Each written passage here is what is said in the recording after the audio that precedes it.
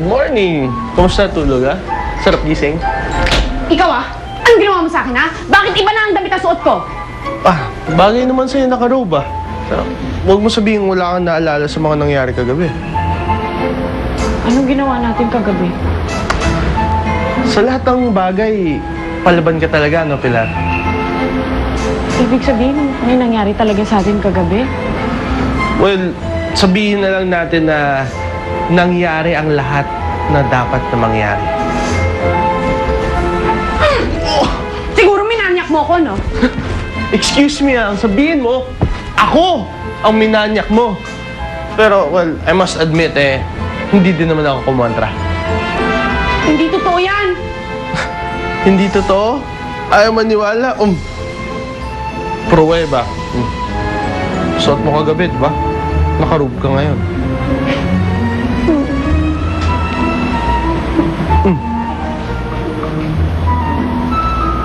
Iya ka talaga.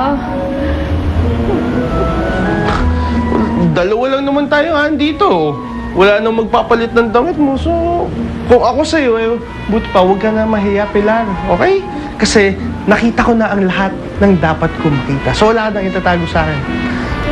Hintayin kita sa baba. Bilsa mo. Kung ready ka na. Breakfast buffet. Wisit yung batang yan. Wala na siyang ginawang matiniw dito sa bahay. Salot! Peste! Bakit pa pati bata pinapatulang mo, ha? Paano hindi ko papatulan? Ay, nakakabwisit na Tumigil ka na nga! O bakit? Sa akin ka pa ngayon magagalit? Kobra ka rin! Bahala ka! Ako, palagi na lang sila nag-aaway. Bastos ka! Ganyan talaga sila. Anthony, ano ba talaga yung sakit mo? Sabihin mo sa akin, sige na. Hoy, Anthony! Sino nagsabi sa'yo yung lumabas ka ng kwarto mo? Akyat! Ikaw, ilang beses ko bang sasabihin sa'yo huwag mong kakausapin si Anthony, hindi ba? Ano bang kailangan kong gawin sa'yo para magtanda ka? Bumaba ka dito. Bumaba ka dito! Opo.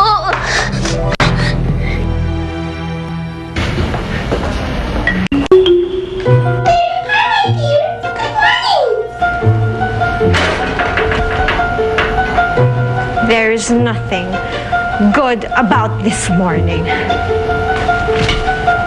My. Someone seems to be in a bad mood today.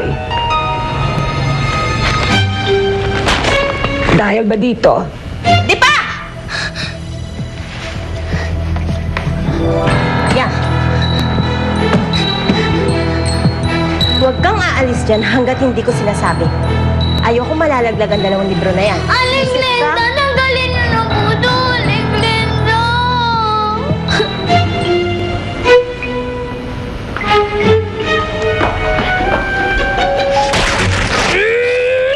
Hey, I was still reading that.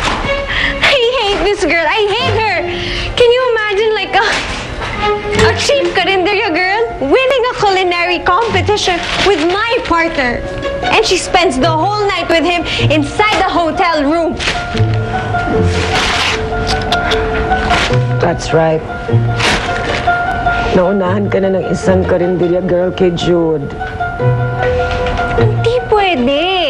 Kasi yung babaeng yan, carinderia fare lang siya. While I am gourmet cuisine. That's why hindi ka dapat pumayag na maunahan ng isang kagaya ni Pilar. Ay, yung bastos na yon. Minanyak ako. Ikaw naman kasi Pilar Ang tanga-tanga mo. Nagpamanya ka naman. Porkit malasing ka, cute siya. Ganun na lang yon, ha? Hindi ka na lang magpapapigil? Aba naman. Tanga-tanga mo, Pilar.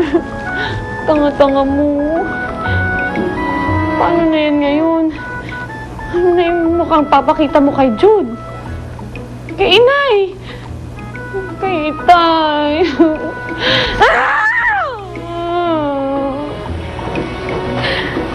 Ay, sorry ma'am. Akala ko walang tao. Ay, hindi, okay lang po. Sige po, maglinis na po kayo kung gusto ninyo. Para mabawasan na yung dumi dito. Ang dumi-dumi ko. Isa akong maduming babae. Mabuti pa, tulungan ko na po kayo. Mabuti naman at okay na kayo, ma'am. Kahapon halos di kayo makabangon. Kahapon? Opo. Alam niyo po ang nangyari kahapon?